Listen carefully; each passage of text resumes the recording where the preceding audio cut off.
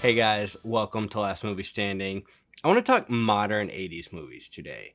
Not movies that were made in the 80s, but movies that are modern that are set in the 80s but are done pretty well. Strange we're not going to talk Stranger Things. That was kind of the big I feel push for this whole nostalgia 80s thing. And it's still going. I mean, we got like what did we get this year? We got Lisa Frankenstein. Last year we got Cocaine Bear. We're still getting these 80s kind of movies, this nostalgia stuff. And this original video was just going to be about one movie. And I was like, maybe I'll do a list. So I'm going to start with my favorite out of this whole list. And probably to me, personally, one of the best done modern 80s movies ever. I feel like they did it right. Take Me Home Tonight. This movie is it's literally the best. It's the best 80s. When did this come out? This came out in 2011.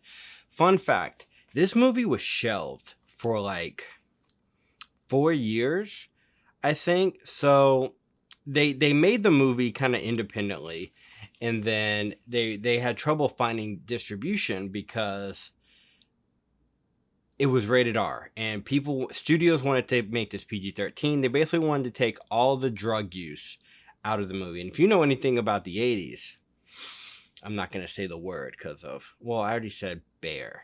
The coke use in this movie. They wanted them to take it out, but it was Ron Howard and Brian Grazer. Was it Ron Howard or just Brian Grazer? I think it was both of them.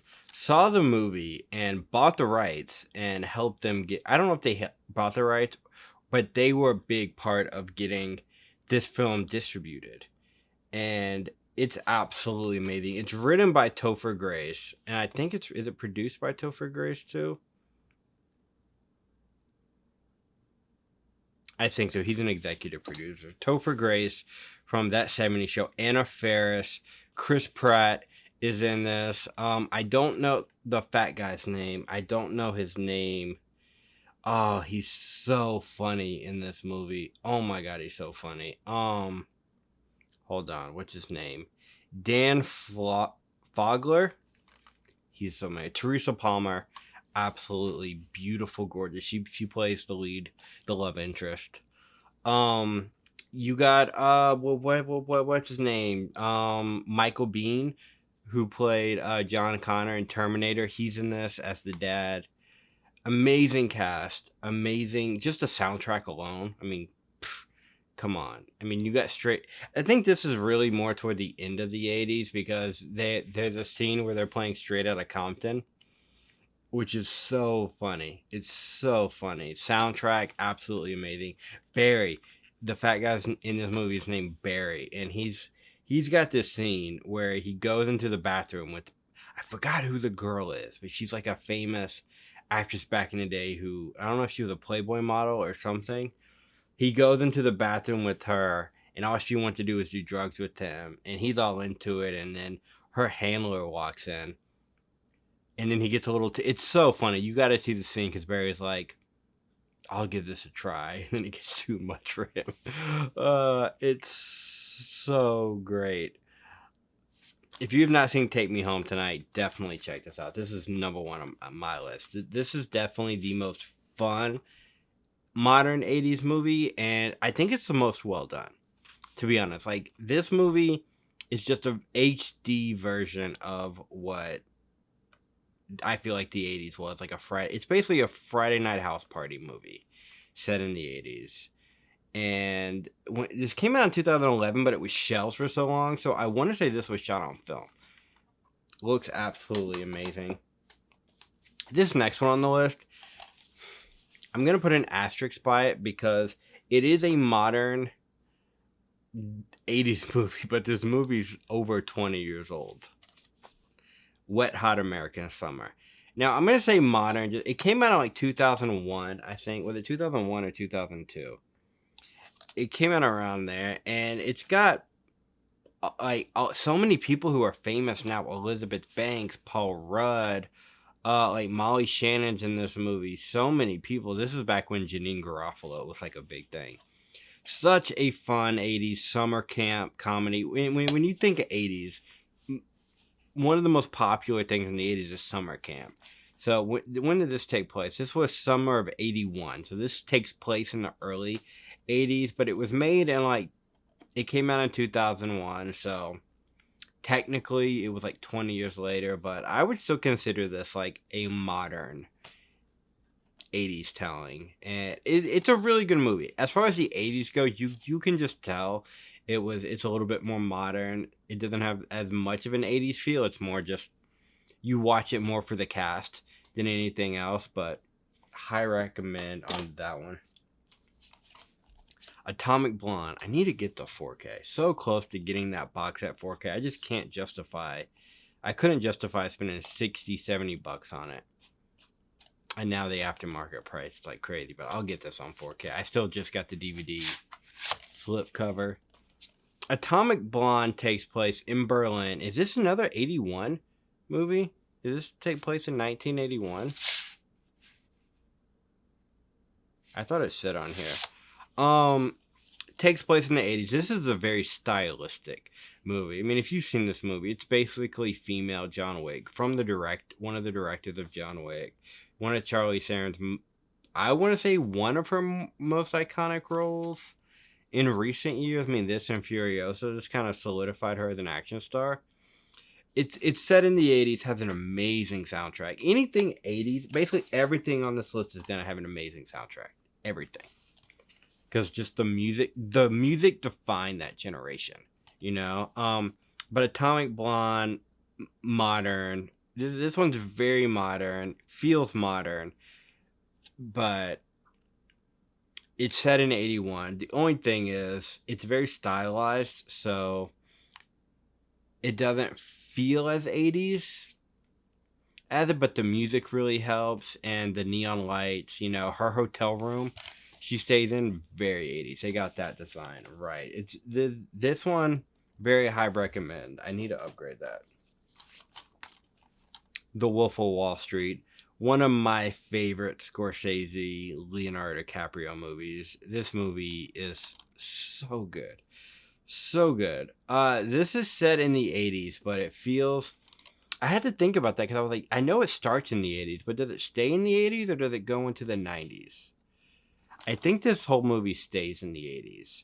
This is... Oh, God. Visually, just everything about this movie is almost perfect. It really is. Like, the performances, the acting, it's got anything Scorsese is gonna have a great soundtrack. Anything Scorsese. Now, this one's not as 80s driven pop like most of the ones on this list, but or some of the others, but Wolf of Wall Street, one of my favorite ones. This one came out in 2000. When did this come out? 2014, 13, 14. I'm 13. Came out in 2013. Very high recommend for this one. Rock of Ages. This is very 80s. I mean, look at her with the hair and very 80s. Fun movie. This is a musical. I love when Tom Cruise does fun roles. Tom Cruise is like the rock star. He's the Bret Michaels, Stevie Ray Vaughan. He's like the biggest rock star in the world in this movie, and he's having fun. Like, probably as much fun as, probably not as much fun. Not as iconic as like Tropic Thunder fun, but he's having fun in this. Amazing cast, amazing soundtrack. It's very Broadway musical though at the same time, where they just break out into song, but it's all the most popular rock songs from the 80s and ballads from it. They even go at the very end of it, they go a little bit, they kind of explore the whole like New Kids on the Block boy band trend kind of a thing. There's even there's a scene with Tom Cruise and what is her name? The chick Malin Ackman. Oh God, what's her name? The reporter. There's like this sex scene, sex-y-ish scene. It's been a minute since I've seen this movie. I just saw it a few months ago, actually, but I just remember that sex scene was like, damn, she looks good. I mean, but you've seen her naked. She was also in Watchmen. Great movie, but only recommend if you're into musicals, and this is very much like a Broadway kind of musical. But the music makes the whole movie. This next one was kind of a stretch. I was trying to build to a certain number and then I just gave up. But I'm going to talk about it anyway. Paranormal Activity 3, the third one. So the third one is set in the 80s. It's a flashback when the two sisters were little kids, but because it is a found footage movie, it's very 80s and it feels 80s. The only thing I really wish they did was I wish they had maybe done it a little bit more home video-y, because that's all these movies are home video-y, but you could tell they shot it on a very modern camera. This movie is from 2011 as well. Very digital, but it's set in the 80s. It does have an 80s feel, but I feel like the only thing they missed out on is having more of a vintage home video 80s feel to it. This list isn't complete without The Wedding Singer. The Wedding Singer, one of my absolute favorite Adam Sandler movies. Drew Barrymore is she's not the most attractive in this movie, but she's so cute and girl next door that it just makes her so beautiful in this, like as a person, as a character. Julia Gulia, when did this movie come out? I need to stop looking on the back of these because sometimes they say and sometimes they don't. I'm gonna put it right here because I don't remember. This was early 2000s, wasn't it? Amazing soundtrack. Like, Boy George is in this. You got what's the name of it? Billy Idol. I always get Billy Idol and somebody else confused. But Billy Idol's in it. Great romantic comedy. I mean, it's basically like any Adam Sandler movie with him and another beautiful chick. But I would say this is definitely my favorite. The 80s feel. This one's more 80s in style and in music only, but it's still like it's done in the 90s, so it's got that very it's on the early 2000s. I'm sorry, so it's going to have that look to it like every other rom-com did in that era. That is just with costuming and music, but extreme high recommend on The Wedding Singer. Not as musically. There is a lot of music because it's The Wedding Singer. He's a singer at weddings to get booked, but it's not as musical. It's not like a musical, if that makes sense. Hot Tub Time Machine. Love this movie. This movie came out in 2010. And the movie starts off very modern day, and they go back and they have a party in a hot tub, and they go back in time to the 80s to a ski resort. And if you've watched my videos long enough, my favorite 80s movies are like ski resort movies, Ski School, Ski Patrol, like that whole thing. So I love this movie. It is R. There is nudity in it. Craig Robinson is so funny in this movie.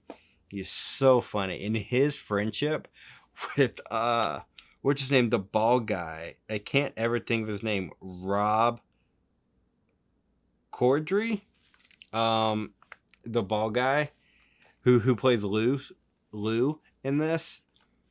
Their friendship is just so toxic, but it's so relatable. You watch this more for the bond. Like John Cusack's in this movie.